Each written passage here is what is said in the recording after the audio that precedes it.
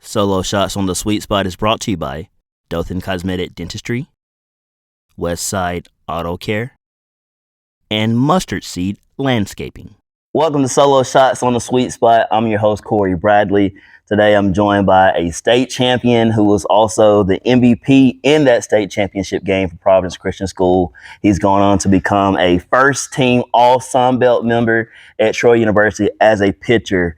Today I'm joined by none other than Grayson Bradley Stewart. Grayson, man, what's up, baby? Yeah, nothing much. You really did do the homework with the middle name. I'm telling you, man. Kidding. I'm prepared, man. Everybody that knows me, man, anything I put my heart to, I do it under God and I do it the best of my ability. So, yeah, I did my homework, realized, because people are like, man, why would he mention his middle name? Why do you mention his full name? Well, first of all, Corey Bradley, right? Yeah, and then Grayson Bradley Stewart. But Grayson Bradley Stewart is a newlywed, man. Yes, so, first of all, congratulations I appreciate to getting married to Becca Sin Stewart, man. Talk about the new transition of marriage life for you, man. Yeah. How's that been? It's awesome, man. Yeah. She was living with her mom over the first semester. She's done with school. She's teaching at Zion Chapel, actually. Okay. So she was living with her mom, and then being able to move in with me, and just getting to hang out all the time and getting to see each other, spend good quality time together. And we've really enjoyed it. It's been awesome. Man, dude, like I said, I know people were like, why would he mention his full name? I had a setup. I had it all in mind. But man, first of all, congratulations. Yeah. Like, shout out to Becca. Hope to meet you sometime in the near future. But man, here on the Sweet Spot, anytime I have a person on, I gotta ask them what's their sweet spot moment. As we transition to the love of your life, to the love of the game on the diamond, what's your sweet spot moment? Like when you're playing the game, there's nothing greater than this feeling here. Gives you chills, gives you goosebumps as you're competing. Yeah, man. I love, for me, I've always loved the big moment. Yeah. So that's always kind of something that I've hanged my hat on. Just being the guy that takes the ball in the biggest moments and doesn't change, doesn't get a higher heart rate, doesn't press, doesn't do anything like that, just enjoys the moment.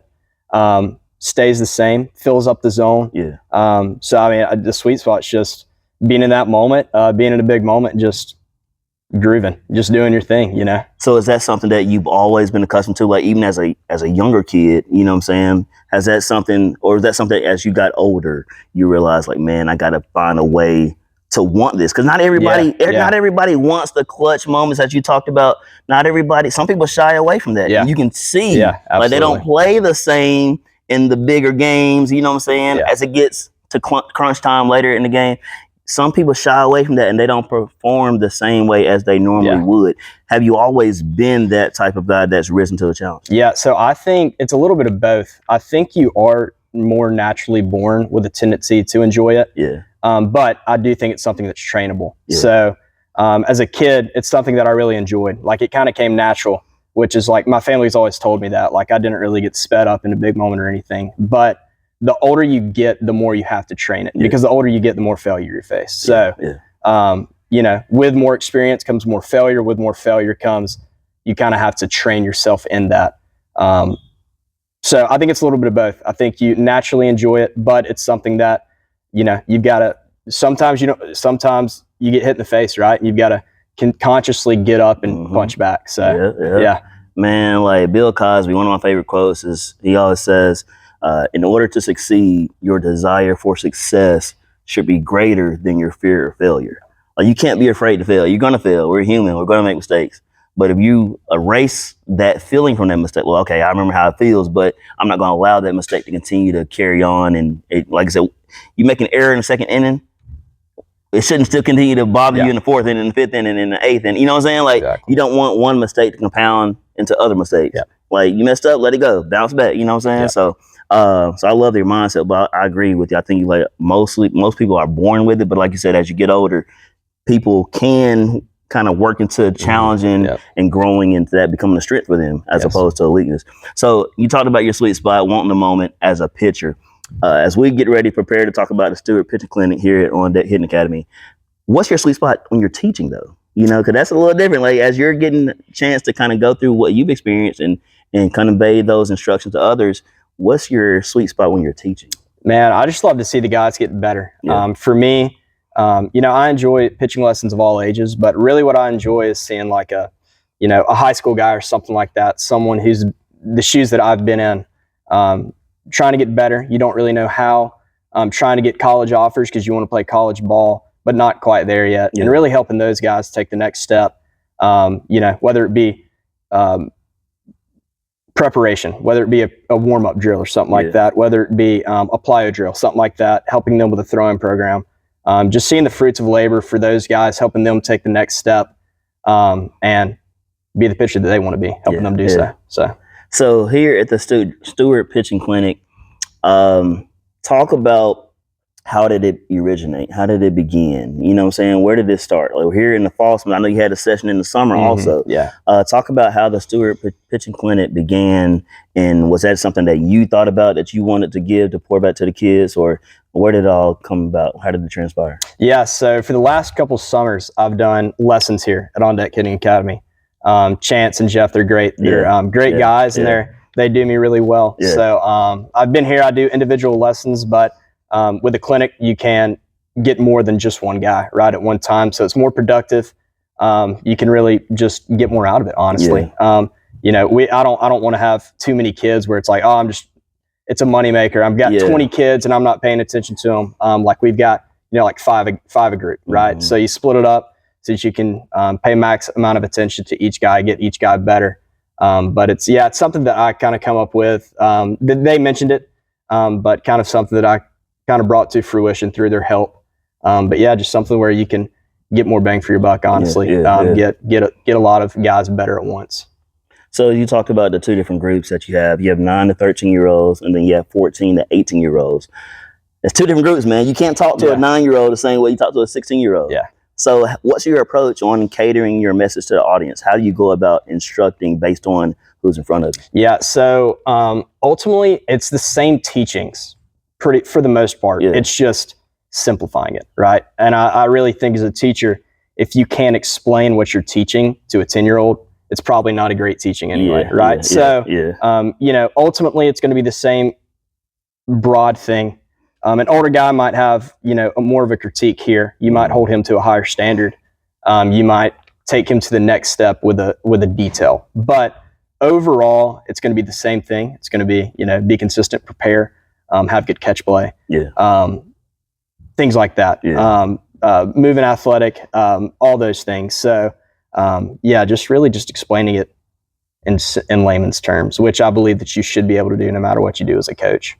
What are some examples that you use with that 9 to 13-year-old group that parents maybe wonder, okay, what did you learn? Oh, we did this. Kids can't always explain everything in detail, but what are some ideas that you like to focus on with that particular group, 9-13? Yeah, so what's funny is I take them through the drills that I do. So, it's not like, I do this special thing, and like what I always tell them, there's no magic pill, right, to make you to be a great athlete. There's nothing that the big leaguers do that we don't have, right?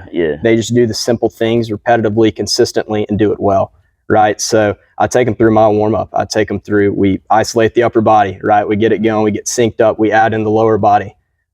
We get synced up in our legs, weight back, right? All those things, take them through those drills, progress, upper body, lower body, bring it together. Then we go to catch play. We're pounding the chest, right? I was just telling the kids, I'm like, listen, the older you get, the more you have to do special things. But the younger you are, man, fill up the zone, right? Throw a strike. If you can do it 2 pitches, even better, right? So just keeping the game really simple and letting them have fun, because ultimately that's why we're playing. All right, same thing for the 14 to 18-year-olds. What do you do as far as the drills that you use to teach them and help hone their craft? Yeah, so again, I take them through my drills. The difference is, for those guys, we're going to do plyo balls. So we're going to do different weights. So like we'll have a heavier ball where we're doing reverse throws. Then we'll have a blue ball. It's a weighted ball. Then we'll have a 7-ounce ball. Then we'll have a 5-ounce ball, just to give them different feels, to help them get into better movements, to help them command better, and to help them throw harder and have good arm care. But for the younger kids, I don't think that's super necessary. Again, with these, it's not a magic pill. It's not anything, do this, you'll throw 5 miles per hour harder. It's like, do the work, right? Do the work consistently and you'll get better. Same thing for the kids, but just for them, they're younger, they're not as strong, they're not as stable. So just keeping them safer with just a baseball. So as we talk a little ball here, successful pitcher, high school level, collegiate level, continue to do so at Troy University. Take us through your pitching repertoire. Like, what are some pitches that you maybe threw in high school? Mm-hmm. Are they still the same? Have you added anything new to your repertoire? Take us through what you like to throw on the mound. Yeah, so kind of the staple it's always been is a four-seam fastball. I've thrown that since high school. For me, I get good what's called vertical break on the ball. So mine, people will call it flat, but really it's kind of giving an up effect. Yeah. But it's good for swing and misses. It's good for, I get a lot of fly balls because I don't naturally get that sink. So four-seam fastball. In high school, I threw a slider. Okay. It was more like a slurve. It was good. It moved a lot, but it was kind of slow. And so in high school, you can get guys out like that. College, they'll spit on the pitch. They won't swing at it or they'll hammer it. So I knew that I needed a harder breaking ball. Mm-hmm. So that was the first thing. And in college that I did, I got that harder. And then that actually morphed into my redshirt freshman year. I struggled getting lefties out. So I added what is now my best pitch. It's a cutter. Okay. It's really like a slider, but I call it a cutter for means of throwing it really hard. But man, I just grip it like this, throw it like a fastball, and try to dominate the top of the ball. And when I do, it just comes out like this, a little dot, and it plays right off my fastball. That's really what transforms my career was getting that pitch. It's a really effective pitch. So I've got that. I've got my slider that I've kind of morphed into a curveball to get a different shaping.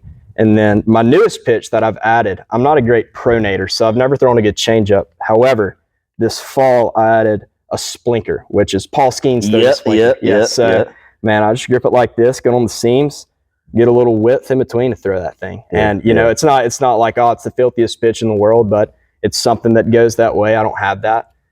Keep in the back of the mind of a lefty, and it'll just ultimately make every other pitch better. So I'm excited about that, developing that into hopefully a really good pitch. So who are some of the role models that you look up to and continue to do so as you progress as a pitcher? Some guys, as you mentioned, Paul Skeens with the splinker. Who are some other guys that you like to watch and kind of learn from them, what they do on the mound? Yeah, I really, as a Braves fan, I love Spencer Strider. Okay. He's got a very electric fastball. It moves similarly to mine. His moves more, obviously, and it's a lot harder. Yeah. But he's a very hard worker, and he's electric. So he's awesome. Seeing him and the way he's transformed his career. I really like Garrett Cole. Okay. I like the way that he simplifies things and simplifies his mechanics. He just flows. He's relaxed. I like taking stuff from that. The cutter that I've got, I actually learned it from Tristan McKenzie. Not from him directly, but through a video that he made. My coach had it, so he sent it to me. And so I kind of morphed my cutter slider off of the way that he throws his.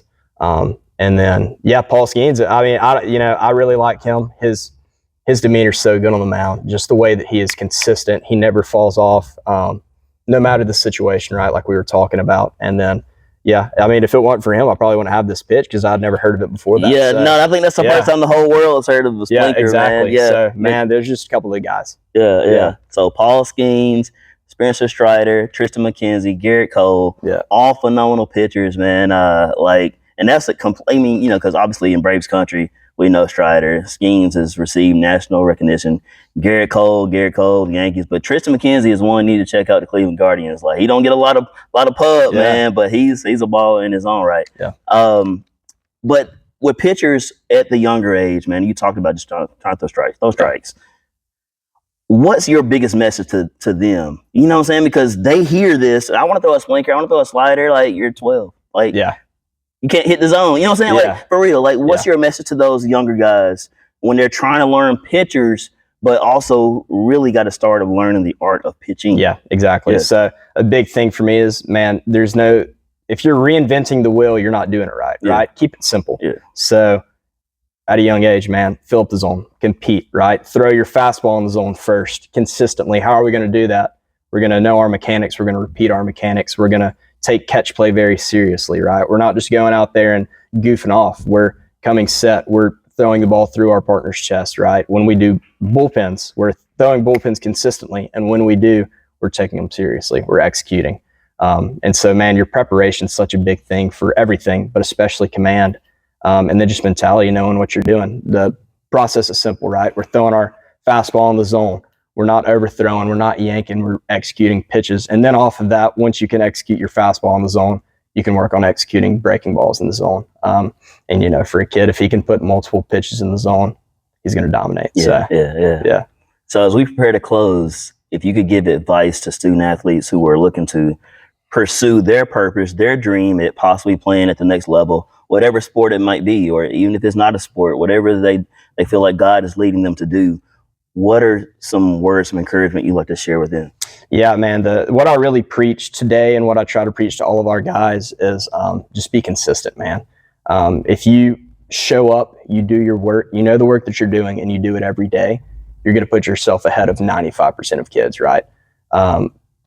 Again, not reinventing the wheel. It's not some magic pill. It's, you know the work that you're doing, and you do that work consistently, right? Most kids, they throw twice a week, right? Yeah. If you go out there and you throw 5 times a week and you throw hard 2 of them, you're going to throw harder than other guys. You're going to command better than other guys. You're going to be healthier than other guys, right? Yeah. So, man, it's just going out there and doing what you know how to do and doing it consistently. And mentally being consistent as well, not riding the roller coaster. You're going to have bad days. You're going to have good days. Being the same guy no matter what, physically and mentally. Hey, y'all heard it here first. Grayson's Bradley Stewart. Got to recognize we got the Bradley connection. Man, Grayson, man, dude, just continue to honor God and all the gifts, skills, and talents He's blessed you with. I mean, you know, we are all blessed with different gifts and skills. You know, like we can't all do the same thing. We all are blessed in different ways. But in this area of competing at a high level in baseball, here you are at a chance now to share your experience, what you've learned, to some other kids who are looking to do the same thing that you have done at playing at the collegiate level. So, man, just continue honoring God and your gifts, skills, and talents and everything you do. And I know He has great things in store for you, man. Absolutely. I appreciate you. Thank you for having me. I appreciate it, man. And thank you to On Deck at Hitting Academy, allowing this guy to represent and like I said, showcase his talents and gifts and just honoring God and allowing me to come support Grayson Stewart and the kids and everything that get a chance to come here and just learn the game. And, you know, because, you know, there's so many other things that they can be doing today in this day and age. But when you have ones who want to hone their craft and actually get better, we need to do everything we can to help them succeed.